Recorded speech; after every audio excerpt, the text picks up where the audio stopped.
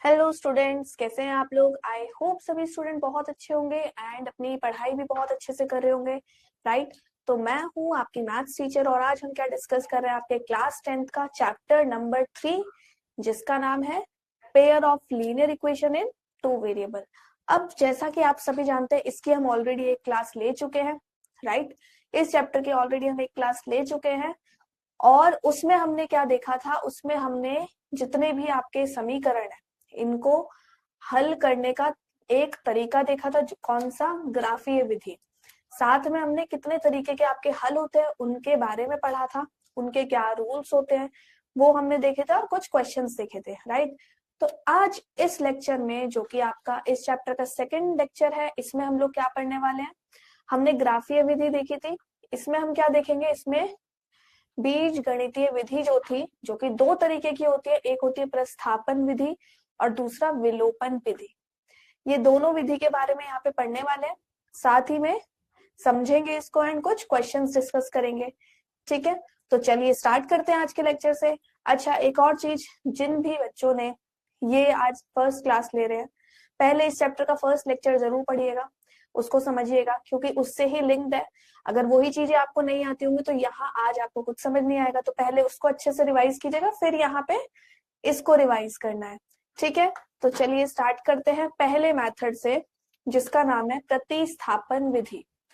अब प्रतिस्थापन विधि यानी कि सब्स्टिट्यूशन मेथड, इसमें क्या करते हैं, जैसे कि वर्ड नाम है इसका सब्स्टिट्यूशन, प्रतिस्थापन। तो इसका क्या मतलब है, जैसा नाम है वैसा ही इसका काम है। कैसे, हम क्या करेंगे, आपके पास दो इक्वेशन तो आपके पास है ही, उसमें हम क्या करने वाले हैं, किसी एक इक्वेशन से एक चर की वैल्यू निकालेंगे, एक चर का मान निकाला, दूसरी इक्वेशन में उसकी जगह उसको सब्स्टिट्यूट करेंगे यानी कि प्रतिस्थापन करेंगे। कैसे, जैसे कि यहाँ पे एक एग्जांपल आपको दिया है, मैंने बोला एक दो इक्वेशन है, किसी भी एक से आप एक एक्स की वैल्यू निकालते हैं। सपोज हमने एक्स की वैल्यू निकाली, ठीक है, हम यहाँ से क्या कर रहे हैं, एक्स निकाल रहे हैं, तो एक्स क्या हो जाएगा यहाँ से, x equal to 3 minus 2y। किसी भी एक से आप निकालोगे, किसी भी एक वेरिएबल की यानी कि चर का मान, इसको अब क्या करना है, जिससे आपने निकाली है वो वैल्यू, उसके अलावा जो दूसरी वैल्यू है उसमें एक्स की जगह रखिए, यानी कि सब्स्टिट्यूट कीजिए, ठीक है, प्रतिस्थापन कीजिए।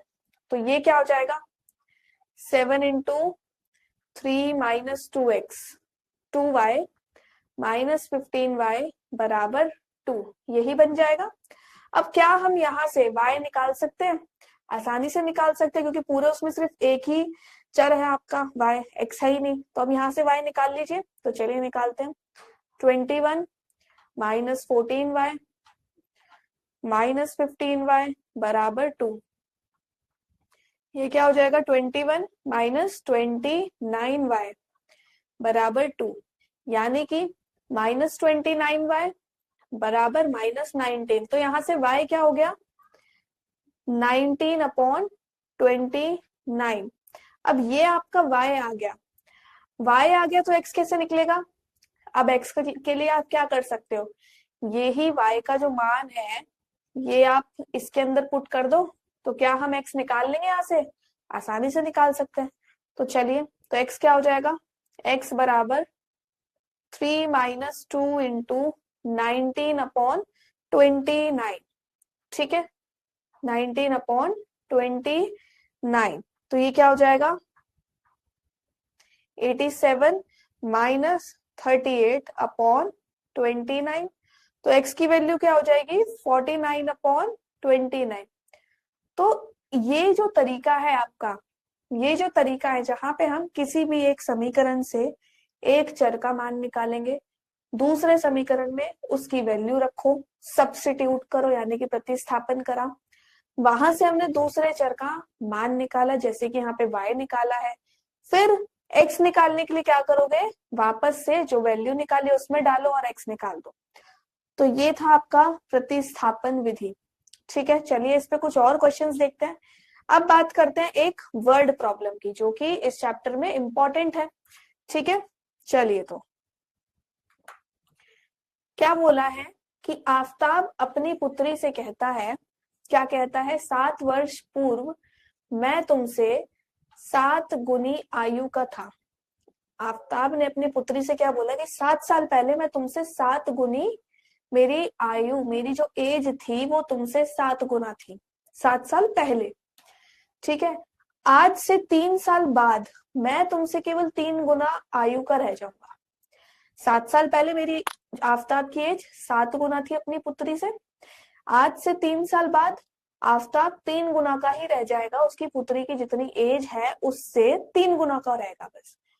तो अब आपको बताना है उन दोनों की आयु क्या है, प्रेजेंट आयु, वर्तमान आयु क्या है। ठीक है, तो सबसे पहले जो चीज पूछी हम उसी को मान लेते हैं। ठीक, तो माना आफताब और उसकी पुत्री की आयु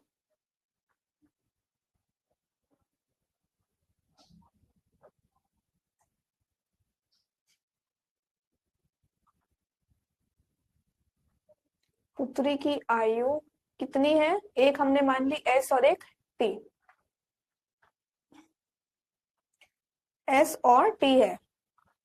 ठीक है, अब हमने दोनों की आयु मान ली है, तो अब जो उसने बोला है उसके अकॉर्डिंग सबसे पहले उसने बोला 7 साल पहले, 7 साल पहले आफताब की आयु कितनी हो जाएगी, S-7 यही होगी, और उसकी पुत्री की आयु कितनी होगी, T-7 यही होगी 7 साल पहले। और क्या बोला है कि 7 साल पहले जो आफताब था वो उसकी पुत्री के 7 गुना था, तो 7 साल पहले उसकी जो एज थी T-7 है उसके 7 गुना था। ठीक है, इक्वेशन समझ आई। अब इसको थोड़ा सिंप्लीफाई कर लो, थोड़ा सॉर्ट कर लेते हैं, मल्टीप्लाई करके क्या आएगा, S-7 बराबर 70-49। ठीक है, चलिए इसको थोड़ा और सॉल्व करें तो S-70, ठीक है, और ये क्या हो जाएगा, बराबर माइनस का 42। ठीक है,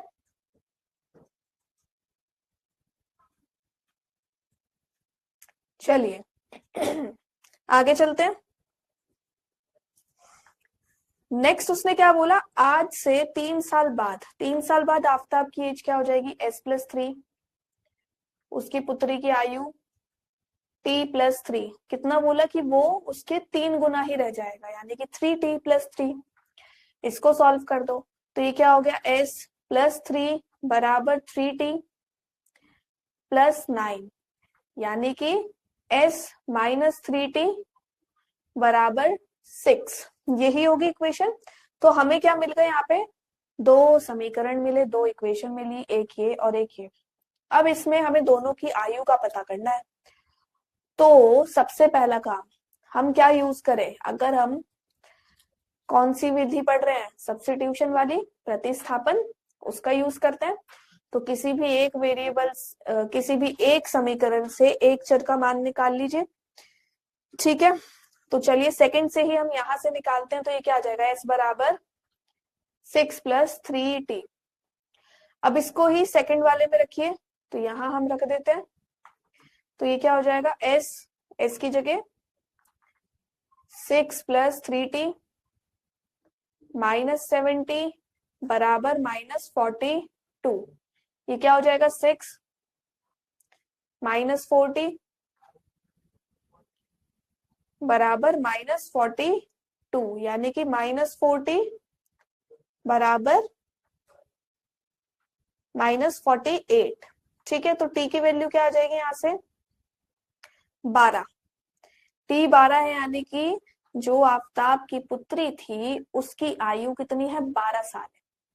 ठीक है, अब आफताब की एज निकालनी है हमें, चलिए इसमें पुट कर लेते हैं, S is equal to 6+3 into 12, 36,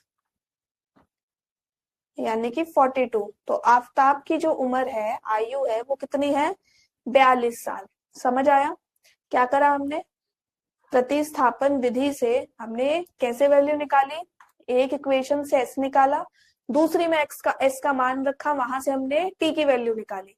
T निकलने के बाद ये वैल्यू हमने जो हमने वैल्यू निकाली थी एस की उसमें रखा और वहां से हमने एस निकाल दिया। मेथड बहुत सिंपल है, बस एक दो बार आप अच्छे से प्रैक्टिस कर लेंगे तो आपको मेथड बिल्कुल समझ आ जाएगा कैसे करें। ठीक है, चलिए अगले क्वेश्चन पे चलते हैं।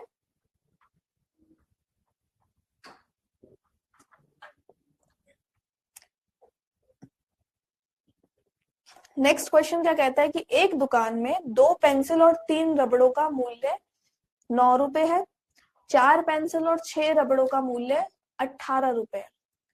तो आपको प्रत्येक पेंसिल और प्रत्येक रबड़ का मूल्य बताना है, मतलब एक पेंसिल और एक रबड़ कितने की पड़ रही है वो आपको बताना है। तो जो चीज पूछे सबसे पहले उसी को ही मान लो। ठीक है, तो यानी कि हमने माना पेंसिल को अगर हम x माने, रबड़ को y। ठीक है, तो इक्वेशन क्या बनेगी, 2 पेंसिल का मूल्य प्लस 3 रबड़ किसके बराबर आ रही है, 9 रुपए के। इसी तरीके से 4 पेंसिल प्लस 6 रबड़ कितनी, 18 रुपए। 2 इक्वेशन बन गई। अब क्या करना है, इन दोनों का मूल्य बताना है, तो सेम वही प्रोसीजर करेंगे। ठीक है, तो चलिए यहां से हम निकालते हैं x की वैल्यू। x क्या आ जाएगा यहाँ से, 9 माइनस 3y अपॉन 2, और इसको पुट करो इसके अंदर तो हमें क्या मिला, 4 into 9 minus 3y upon 2 plus 6y बराबर 18। यानी कि 2 से 4 कैंसिल, 2 18, 6y प्लस 6y बराबर 18। तो यहां से ये y y कैंसिल हो गया, यहां से दोनों साइड ही आपका क्या आ रहा है, 18 आ रहा है। अब यहां से आपकी x और y की तो वैल्यू निकली ही नहीं, फिर क्या करेंगे, तो इसका क्या मतलब हुआ कि y का कोई निश्चित मान नहीं है, हम y की वैल्यू निकाल ही नहीं पाए, यानी कि x का भी कोई निश्चित मान नहीं है। अब किसी भी चीज का कोई निश्चित मान नहीं आ रहा तो यानी कि हम उसका कोई एक हल तो नहीं बता सकते कि ये पेंसिल इतने ही रुपए की होगी, ये तो हम नहीं बोल सकते हैं क्योंकि हमारे पास निश्चित मान नहीं आ रहा। अब यहाँ पे क्या हो सकता है, आप में से बहुत सारे बच्चे घबरा जाएंगे, अरे ये क्या हो गया, ये तो हमारा आंसर ही गलत है या फिर ये क्वेश्चन ही गलत है, ये सोच सकते हैं। लेकिन घबराने की बात नहीं है, अगर आपको लगता है कि आपने गलत करा है, हो सकता है, तो आप क्या करेंगे, अपने आंसर को चेक कर सकते हैं। किस तरीके से, आपको तरीका बताया है क्या, a1 अपॉन a2 बराबर b1 अपॉन b2 बराबर c1 अपॉन c2। चेक करो क्या सॉल्यूशन आ रहा है इससे। ठीक है, तो a1 अपॉन a2 क्या हो रहा है, चलिए लिखते हैं। a1 अपॉन a2 क्या आ रहा है, 2/4 यानी कि 1/2। इसी तरीके से b1 अपॉन b2 यानी कि 3/6 1/2। c1 अपॉन c2 9/18 यानी कि 1/2। तो यहां से आपको क्या मिला, a1 अपॉन a2 बराबर b1 अपॉन b2 बराबर c1 अपॉन c2। जब ये वाली कंडीशन होती है इसका मतलब क्या होता है, कितने सॉल्यूशन, कितने हल होते हैं इसके, तब इसके होते हैं अपरिमित रूप से अनेक हल। और ये बात सच भी है, यहाँ पे हम कोई एक हल तो नहीं बता सकते हैं, क्यों, क्योंकि दोनों साइड 18 18 आ गया, कोई चर पद है ही नहीं यहाँ पे, y कैंसिल हो चुका, x भी नहीं है, तो कोई एक हल हम उसका नहीं बता सकते हैं। ठीक है, तो यहाँ पे क्या होगा, कोई एक मूल्य नहीं है, कोई एक मूल्य नहीं है।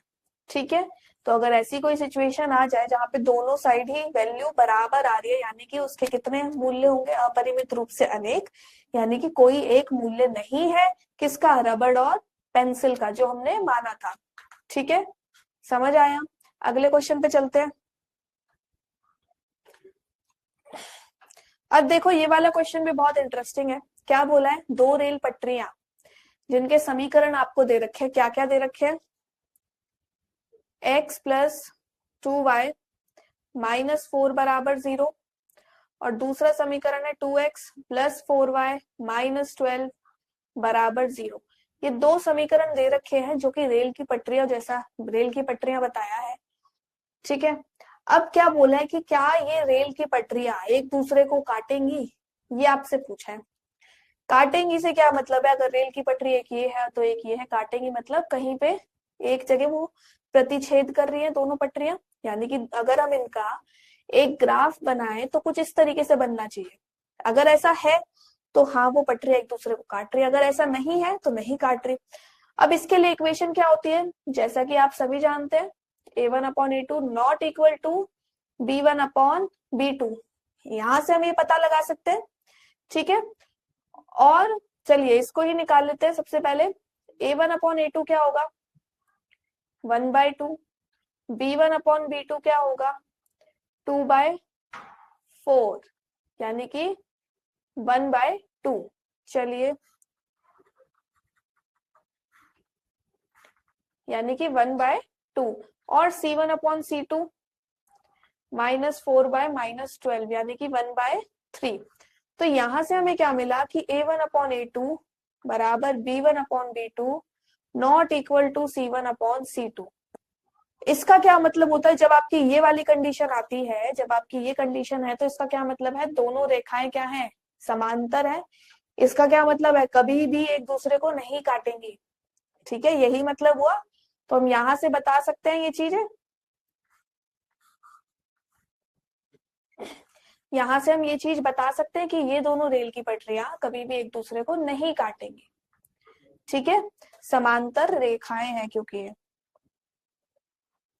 अब देखो ये तो हमने यहां से डायरेक्टली बता दिया, अगर इसको अपने मेथड से करना हो, कौन से, प्रतिस्थापन विधि से अगर हमें इसे करना है तो कैसे करेंगे, तो ये कैसे होगा, तो देखो सेम वही तरीका, चलिए करते हैं। x की वैल्यू निकाली, क्या आया, 4 - 2y, ठीक है। 2 × 4 - 2y प्लस 4y -12 बराबर 0। ये क्या हो जाएगा, 8 - 4y प्लस 4y बराबर 12। ये क्या आ जाएगा, 8 बराबर 12, ठीक है, 8 बराबर 12। यानी कि हम इसको ये भी लिख सकते हैं -4 बराबर 0। अब देखो दोनों साइड बराबर अगर वैल्यू आ रही होती तो हम क्या कहते हैं कि उसके अपरिमित रूप से अनेक हल है, संपाती रेखाएं बनती। बट यहाँ पे तो दोनों साइड ही अलग वैल्यू आ रही है। इसका क्या मतलब होता है, जब भी दोनों साइड अलग अलग वैल्यू है यानी कि उसका कोई हल नहीं है ना, किसी भी ऐसी वैल्यू के लिए वो सेटिस्फाई नहीं कर रहा है एक्स और वाई के लिए जहां पे वो बराबर वैल्यू दे, दोनों के अलग अलग हल है। तो इसका क्या मतलब है, कोई हल नहीं, कोई हल नहीं है, यानी कि रेखाएं कैसी होंगी, समांतर। समांतर है तो दोनों की दोनों जो रेल पटरियां हैं वो एक दूसरे को नहीं काटेंगी। तो आप इस मेथड से भी समझ सकते हो, इस मेथड से आप डायरेक्टली समझ पा रहे हो, समझ आया। तो अगर ऐसा भी कभी इक्वेशन में आए तो इसका मतलब क्या है, उसका कोई हल नहीं होगा, ठीक है। चलिए तो लिख सकते हैं, दोनों पटरियां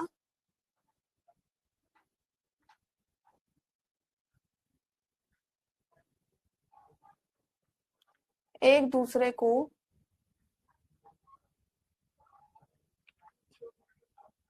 नहीं काटेंगी,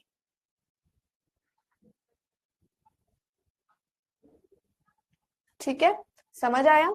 चलिए आगे चलते हैं। अब हमने अभी तक बात करी एक विधि की, अब दूसरी वाली विधि की बात करते हैं जिसको क्या बोला जाता है, विलोपन विधि, यानी कि एलिमिनेशन मेथड। अब देखो बेटा, एलिमिनेशन मेथड से अगर आपको क्या समझ आ रहा है, एलिमिनेट यानी कि किसी चीज को हटाना, यही हुआ, विलोपन मतलब भी यही हुआ, है ना। तो यहाँ पे दो समीकरण अगर आपको दिए हैं और आपको बोला है उसको विलोपन विधि से यानी कि एलिमिनेशन मेथड से करो, तो मतलब है कुछ आपको इस दोनों जो समीकरण है उसमें से कुछ हटाना पड़ेगा, कुछ एलिमिनेट करना पड़ेगा, ठीक है। कहने का क्या मतलब है, एग्जाम्पल से समझिए। दो समीकरण है, 2x + 3y = 8, 4x + 6y = 7, right. अब मुझे इनमें से कोई एक टर्म, या तो x वाली या y वाली, एलिमिनेट करनी है, हटानी है। तो कैसे हटा सकते हैं, तो अगर मैं पहली वाली जो समीकरण है इसको 2 से मल्टीप्लाई कर दूं, गुना करूं, तो मेरे को क्या मिल रहा है, मेरे को मिल रहा है 4x प्लस 6y बराबर 16, और दूसरा समीकरण क्या है, 4x प्लस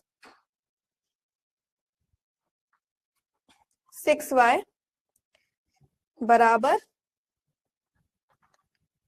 ओके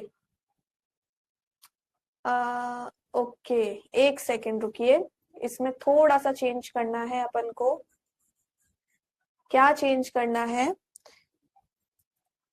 चेंज ये करना है कि यहाँ पे ये 3 नहीं होगा, ठीक है। इसको हम कर लेते हैं, क्या करते हैं, इसको 2y रखते हैं, ठीक।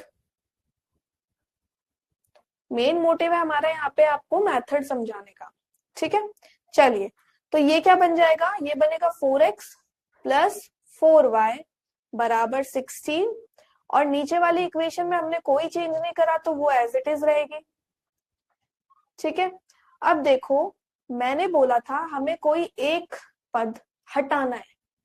अब यहाँ पे अगर मैं इन दोनों समीकरण को घटाऊं, माइनस कर दूं, तो मेरे को दिख रहा है कि ये भी 4x है, ये भी 4x है, एक हट जाएगा, एलिमिनेट हो जाएगा, विलोपन विधि, विलोप हो जाएगा, विलुप्त हो जाएगा, ये कह सकते हैं, गायब हो जाएगा। तो देखो 4x से 4x कैंसिल हो गया, यहाँ पे इसको माइनस कर रहे हैं, अगर माइनस माइनस ऐसे ही करते हैं, ये क्या हो जाएगा, -2y, ठीक है। और ये क्या हो जाएगा, 9, यही आएगा, ठीक है। तो ये क्या हो जाएगी, y की वैल्यू यहां से माइनस का 9/2। तो समझ आया, मेन मोटिव, मेन काम जो है इसके अंदर वो क्या है, किसी भी एक पद को हटाओ, दूसरे की वैल्यू निकालो, जैसे ही दूसरे की वैल्यू निकले उसको किसी भी एक समीकरण में रखो और पहले वाले की वैल्यू निकालो। अब जैसे यहाँ पे हमने एक टर्म हटाई, दूसरे की वैल्यू निकाली, y की निकल गई, अब मुझे x निकालना है, तो किसी भी एक समीकरण में रखो और x निकालो। तो मैं यहां से इसको रखती हूं पहले वाले में, ठीक है। तो मुझे क्या मिला, 2x प्लस 2y की जगह क्या रखेंगे, -9/2 बराबर 8, ठीक है, समझ आया। अब आगे ये क्या हो जाएगा, 2x माइनस 36 बराबर 8, तो ये क्या हो जाएगा, 2x 42, x की वैल्यू क्या हो जाएगी यहां से 21, ठीक है।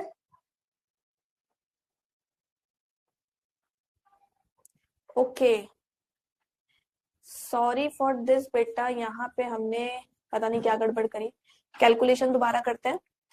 2 से 2 कैंसिल हुआ, ये क्या बचा, 2x -9 बराबर 8, ठीक है। यहाँ पे मैंने गलती से 2 को 2 से डिवाइड करा और 4 लिख दिया, गड़बड़, ऐसी गड़बड़ आपको नहीं करनी। तो ये क्या हो जाएगा, 2x बराबर 17, तो x की वैल्यू क्या आ जाएगी यहाँ से 17/2, ठीक है। तो x आ गया, y आ गया, तरीका समझ आया। तरीके में हमने क्या करा, किसी भी एक टर्म को हटाओ, दूसरे की वैल्यू निकालो, फिर जो हमारी दूसरे की वैल्यू निकली वो किसी भी एक समीकरण में रखो और पहले की वैल्यू निकालो जो हमने हटाई है उसकी, ठीक है। अब आपकी मर्जी है, यहाँ पे आप x वाले को हटाओ कि y वाले को हटाओ, वो आपकी चॉइस, आपकी मर्जी है। जब आपने y की वैल्यू निकाल दिया, पहले वाले समीकरण में रखो या दूसरे वाले समीकरण में रखो, आंसर सेम आएगा किसी में भी रखने पर, ठीक है। चलिए आगे चलते हैं।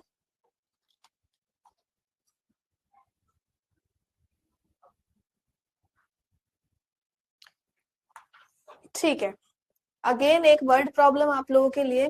क्या बोला है, 2 अंकों की एक संख्या एवं उनके अंकों को उलटने पर बनी संख्याओं का योग है 66। अब इसको समझने से पहले मैं एक एग्जाम्पल से समझते हैं। आपके पास एक नंबर है 28, आपको इसको एक्सपैंड करना है, यानी कि आप इसको कैसे लिखोगे, 20 + 8 करके, या फिर इसको और कैसे लिख सकते हो, 2 × 10 + 8, यही लिखते हैं। 2 अंकों का, अगर हम 2 अंकों की बात कर रहे हैं तो वो कुछ इस तरीके से लिखी जाएगी। इसमें से अगर अंकों की बात करेंगे ठीक है, वही चीज हमें यहाँ पे यूज करना है। कैसे? जो हमने माना दहाई संख्या क्या है,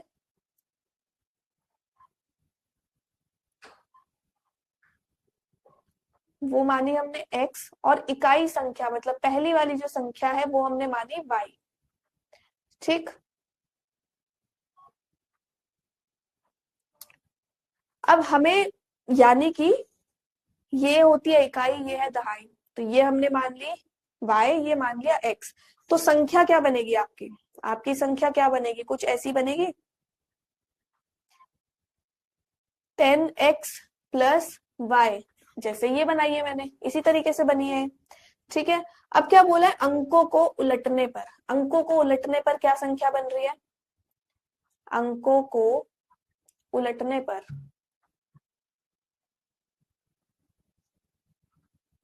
आपकी संख्या क्या बनेगी? 10y प्लस x बन जाएगी, क्योंकि जब हम अंक उलट रहे हैं तो ये संख्या जो x है वो क्या हो जाएगी? इकाई, और जो इकाई संख्या है वो हो जाएगी दहाई संख्या। ठीक है, तो अब आपको क्वेश्चन में क्या दिया है? इन दोनों का जो योग है वो 66 के बराबर है, यानी कि 66 के बराबर है। तो हम इसको क्या लिख सकते हैं? 10x प्लस वाई प्लस इसको उलटने पर जो संख्या आई है, इनका योग कितना है? 66। ठीक है, अब इसको थोड़ा सॉल्व कर लेते हैं। चलिए, ये क्या हो जाएगा? 11x प्लस 11y बराबर 66, यानी कि x प्लस वाई बराबर 6। एक इक्वेशन, इतना समझ आया? अब क्या बोला है? यदि संख्या के अंकों का अंतर, उन दोनों संख्याओं के अंकों का अंतर क्या है? 2 है, तो आपको संख्या बतानी है। संख्याओं के अंकों का अंतर क्या दिया है? 2।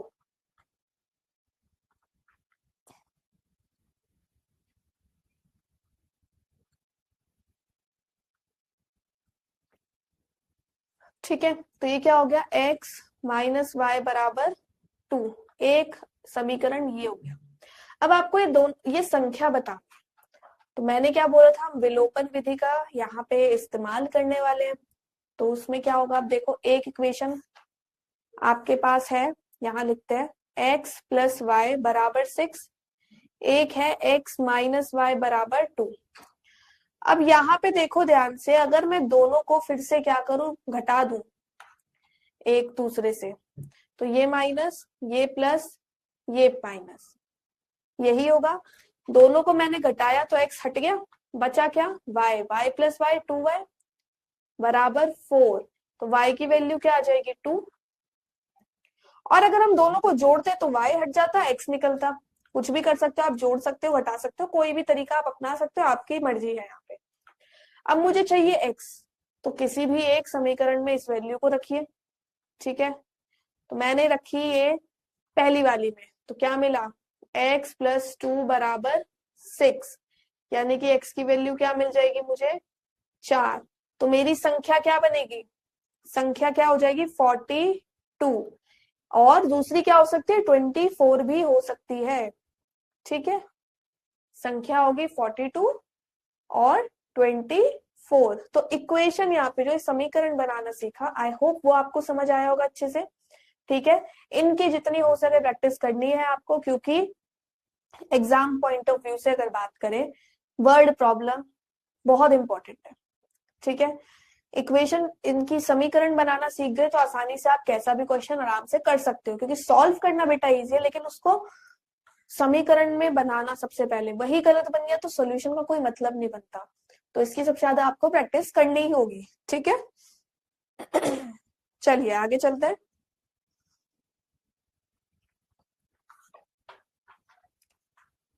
तो 10वां क्वेश्चन क्या कहता है? यदि हम अंश में एक जोड़ दे तथा हर में से एक घटा दे तो भिन्न एक में बदल जाता है। यदि हम हर में एक जोड़ दे तो यह एक 1/2 हो जाता है, तो वह भिन्न क्या होगा? सबसे पहले मान लेते हैं, क्या अंश और हर की बात हो रही है, माना अंश, अंश को x मान लो, भिन्न क्या हो जाएगा? y। तो हमारा जो अंश x हो गया और हर हर होगा y। ठीक है,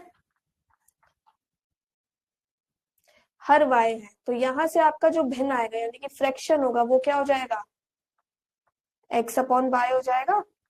ठीक है, ये तो आपका फ्रैक्शन हो गया। अब बोला है कि अंश में एक जोड़ो। चलिए, तो क्वेश्चन में जो दिया है उसके अकॉर्डिंग अंश में एक जोड़ दिया जी। फिर क्या बोला है, भिन्न में से एक घटा, सॉरी हर में से एक घटा दिया। ओके, घटा दिया जी, तो आपका भिन्न क्या होगा, एक बन गया। यही हो गई, यही समीकरण है। इसको सॉल्व करेंगे तो इसको जरा सिंप्लीफाई करो तो ये क्या बनेगा, x प्लस 1 बराबर y माइनस 1, यानी कि x माइनस वाई बराबर माइनस का 2। एक समीकरण आपका तैयार। अब दूसरे की बात करते हैं। अब क्या बोला है, यदि हर में एक जोड़ दें। चलिए, तो हर में एक जोड़ देते हैं इस बार। हर में एक जोड़ा है तो अंश तो एज इट इज, हर में एक जोड़ देते हैं। क्या बना भिन्न आपका, 1/1/2। चलिए, तो इसको सॉल्व कर लो। ये क्या हो जाएगा, क्रॉस मल्टीप्लाई 2x बराबर y प्लस 1, यानी कि 2x माइनस वाई बराबर 1। ये हो गया सेकेंड इक्वेशन। दो इक्वेशन आपके पास आ गई है। कौन कौन सी है लिख लीजिए यहाँ पे साइड में। x माइनस वाई बराबर -2, 2x माइनस वाई बराबर 1। अब आपको x और y की वैल्यू पता करनी है। तो देखो यहाँ पे अगर हम इनको फिर से इस बार भी घटा ही देते हैं, इस बार भी इसको घटा दे, तो ये माइनस माइनस प्लस ये माइनस। ये आपको पता है जब भी हम माइनस की बात करते हैं तो जो नीचे यहाँ साइन है, जो नीचे वाले समीकरण में साइन है वो पलट जाते हैं। यहाँ प्लस था तो यहाँ माइनस हो गया, यहाँ माइनस है तो प्लस, और यहाँ माइनस। ये प्लस माइनस कैंसिल, ये क्या बना, -x बराबर ये क्या हो गया, -3। यानी कि x की वैल्यू क्या है, यहाँ से 3 आ गई। अंश आपका 3 है। अब आपको क्या चाहिए, हर। उसको निकालने के लिए किसी भी एक समीकरण में रखो। चलिए, तो हमने इसमें रखी वैल्यू, क्या मिली, 3 माइनस वाई बराबर -2, 3 प्लस 2 बराबर y, तो y क्या आ जाएगा, 5। तो आपका जो भिन्न होगा वो क्या हो जाएगा, वो हो जाएगा 3/5, यानी कि 3/5। यही पूछा था आपसे यहाँ पे। ठीक है, समझ आया, अच्छे से नोट कर लेना, इसको अच्छे से समझ लेना। वर्ड प्रॉब्लम है, अगेन मैं बार बार ये चीज बोल रही हूँ, बहुत इंपॉर्टेंट रहती है। ज्यादातर इसी पे बेस्ड क्वेश्चन आएंगे कि आपसे इक्वेशन भी पूछ लेंगे, आपको बोलेंगे इसको ग्राफीय विधि से हल करो, या फिर जिस विधि से भी आपसे बोला जाए उससे हल करो। हल तो आप आसानी से कर लेंगे, लेकिन इक्वेशन बनाना एक बहुत बड़ा काम है, यहाँ पे इम्पोर्टेंट काम है। ठीक है, चलिए, अब ये क्वेश्चन बहुत अच्छा है, इंपॉर्टेंट है। क्वेश्चन क्या है कि लैम्डा के किस मान के लिए रेखिक समीकरण युग्म, दो समीकरण दिए हैं, लैम्डा एक्स प्लस वाई बराबर लैम्डा स्क्वायर और एक्स प्लस लैम्डा वाई बराबर 1। ये इसमें 3 पार्ट दिए कि लैम्डा के किस मान के लिए इसका कोई हल नहीं होगा। सबसे पहले पहले वाले की बात करते हैं। इक्वेशन क्या क्या है, लैम्डा एक्स प्लस वाई बराबर lambda square, X plus lambda Y बराबर 1। कोई हल नहीं होगा, कोई हल नहीं, यानी कि क्या होना चाहिए, a1/a2 बराबर b1/b2 बराबर c1/c2। ये नॉट इक्वल टू, ये कंडीशन हो गई कोई हल नहीं के लिए। वैल्यूज रखो, इसमें क्या आएगा, λ/1 बराबर 1/λ नॉट इक्वल टू λ²/1। ठीक है, अब हमें क्या करना है, यहाँ से लैम्डा का मान निकालना है। चलिए, तो कैसे निकलेगा, सबसे पहले लेते हैं ये दोनों इक्वेशन। तो यहाँ से आपको क्या मिला, λ² बराबर 1, यानी कि लैम्डा की वैल्यू क्या होगी, +-1। ठीक है, तो ये तो बराबर है, तब तो ये चल रहा है, लेकिन हमें तीसरी कंडीशन भी सेटिस्फाई करनी है, ये वाली, कि λ²/1 के वो बराबर नहीं होगा। तो क्या करेंगे, अब हमने क्या करा, आपकी बार इन दोनों को लिया, तो ये क्या हो जाएगा, 1 नॉट इक्वल टू λ3, यानी कि lambda cube not equal to 1। अब लैम्डा की वैल्यू अगर हम +1 रखते हैं, लैम्डा अगर हम 1 रखे तो यानी कि वो 1 के बराबर ही है, इज इक्वल टू 1 लिख ले। तो ये तो सेटिस्फाई नहीं करा, ये वाली चीज तो सेटिस्फाई नहीं हुई यहाँ पे। तो लैम्डा की वैल्यू, लैम्डा का मान जो है 1 तो हो ही नहीं सकता। अब -1 चेक कर लेते हैं। चलिए -1 के लिए भी बात करें हम। अब हमने क्या रखा, लैम्डा इक्वल टू -1, यानी कि -1 का क्यूब नॉट इक्वल टू 1, यानी कि क्या हो जाएगा, -1 का क्यूब क्या है, -1 बराबर नॉट इक्वल टू 1। तो यहां से ये कंडीशन सेटिस्फाई हो रही है, यानी कि लैम्डा की वैल्यू जब -1 होगी तो समीकरण का कोई हल नहीं होगा।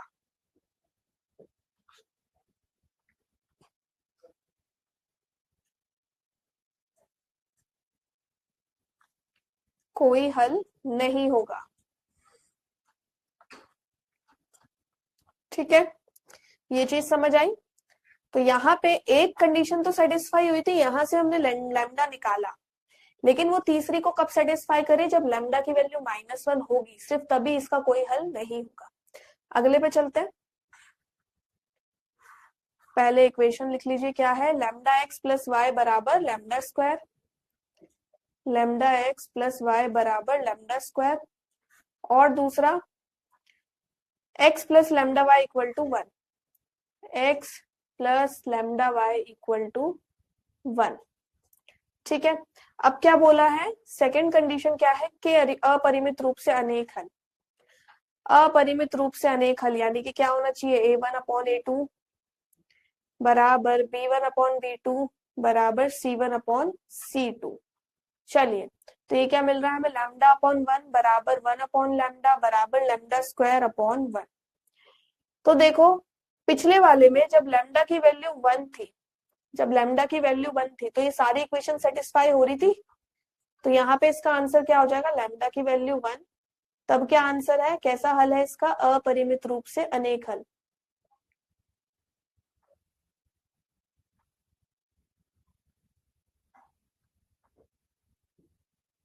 ठीक है, अब तीसरा पार्ट इस पे बात करते हैं इसकी। तीसरा पार्ट क्या कहता है, ओके, कोई हल नहीं, आदित्य हल होगी, यानी कि एक हल होगा, उसके लिए क्या कंडीशन है, a1/a2 not equal to b1/b2, तो यानी कि λ/1 नॉट इक्वल टू 1/λ, यानी कि lambda square not equal to 1। अब देखो लैम्डा की वैल्यू क्या आ जाएगी यहाँ से, लैम्डा की वैल्यू नॉट इक्वल टू +-1 होगी। तो यानी कि जब लैम्डा प्लस या -1 नहीं होगा तब इसका कैसे हल होंगे, केवल एक हल आएगा, ठीक है, एक हल। समझ आया। चलिए अगले क्वेश्चन पे चलते हैं। तो 12वां क्वेश्चन क्या कहता है, 12वां क्वेश्चन कहता है के किस मान के लिए समीकरण संपाती रेखाओं को निरूपित करेगा। संपाती रेखाएं कब होती हैं, जब वो एक के ऊपर एक रहेंगी, इस तरीके से, यानी कि कैसे, अपरिमित रूप से अनेक हल, यानी कि कंडीशन क्या होगी, a1/a2 बराबर b1/b2 बराबर c1/c2, यही होगा। अब आपको k निकालना है, चलिए पुट करते हैं, 3/6 बराबर -1/-k बराबर 8/-16, यानी कि 1/2 बराबर 1/k बराबर 1/2। किसी भी दो इक्वेशन को ले लो k निकालने के लिए, हमने ये लिया, यहां से हमें क्या मिला, k की वैल्यू 2, ठीक है। तो यानी कि k का मान जब 2 होगा तब समीकरण की संपाती रेखाएं होंगी, ठीक है, जब k का मान 2 होगा, ठीक। चलिए ये भी हो गया, नोट करते जाइएगा बेटा सब कुछ, क्योंकि आपका जितना आप अच्छे से नोट करेंगे एंड टाइम पे, रिवीजन टाइम पे, आपके लिए उतना बेनिफिशियल होने वाला है चीजें, राइट। जितने इंपॉर्टेंट क्वेश्चंस हैं बोर्ड पॉइंट ऑफ व्यू से, आपके जैक बोर्ड के हिसाब से, उसके पॉइंट ऑफ व्यू से हम वो क्वेश्चन सब यहाँ पे डिस्कस कर रहे हैं, ठीक है। चलिए आगे चलते हैं। तो ये क्वेश्चन क्या कहता है, एमसीक्यू है। रेखिक समीकरण ax plus b y plus c के दो चर x और y में अधिकतम कितने हल संभव है। अब ज्यादा से ज्यादा पूछा है, तो ज्यादा से ज्यादा तो इसके अनंत अनगिनत होंगे, इसको अनगिनत कर लेते हैं।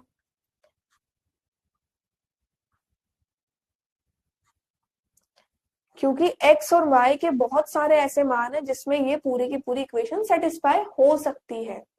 ठीक है, तो उसका आंसर क्या होगा, अनगिनत। ठीक है, तो आज हमने क्या क्या देखा, हमने दो विधियां देखी। ठीक है, एक तो देखी प्रतिस्थापन विधि, दूसरा विलोपन विधि, यानी कि substitution method and elimination method, दोनों ही इंपॉर्टेंट है। ठीक है, ऐसा होता है आपको कोई क्वेश्चन दे दिया जाए और आपको, ज्यादातर ऐसा होता है स्पेसिफिक नहीं होता, मेंशन नहीं होता कि इसी विधि से करना है, बट कभी कभी दे दिया जाता है तो आपको उस विधि से ही करना होता है। तीन तरीके सीखे हमने किसी भी समीकरण को हल करने के। पहला है ग्राफीय विधि, ठीक है, जिसमें आपको ग्राफ बना के हल निकालने हैं। दूसरा विलोपन विधि, तीसरा प्रतिस्थापन विधि। ठीक है, तीनों ही बहुत इजी थे, आई होप समझ आए होंगे आपको। एंड इम्पॉर्टेंट चीज इस चैप्टर में वर्ड प्रॉब्लम बहुत इंपॉर्टेंट है। वर्ड प्रॉब्लम पूछी जाती है generally exam point of view से अगर बात करें तो। इक्वेशंस बनाना सीखना है, साथ में कौन सी बुक आपको फॉलो करनी है, स्पेशली एनसीईआरटी बुक, ये आपके लिए बहुत इंपॉर्टेंट है बुक बेटा। एक एक क्वेश्चन इसका प्रैक्टिस कर लीजिए जितना ज्यादा हो सके। ठीक है, एक एक क्वेश्चन प्रैक्टिस कीजिएगा इसके। ठीक, अब नेक्स्ट लेक्चर में हम लोग क्या करने वाले हैं, हम लोग और इसी से रिलेटेड क्वेश्चंस प्रैक्टिस करेंगे, तो मिस नहीं करना है। ठीक है, अभी आप लोग क्वेश्चंस जैसे सॉल्व करेंगे बेटा, तो कोई डाउट आता है तो आप क्या कर सकते हैं, आप हमारे फिलो ऐप से कनेक्ट हो सकते हैं। विद इन 60 सेकेंड अपने ट्यूटर से आप कनेक्ट होके अपने डाउट्स क्लियर करवा सकते हो, क्लियर कर सकते हो, राइट, कभी भी। ठीक है, बाकी प्रैक्टिस करते रहिए। मिलते हैं नेक्स्ट क्लास में, इसी के ही चैप्टर को कंटिन्यू करेंगे। ठीक है, सो थैंक यू एवरीवन।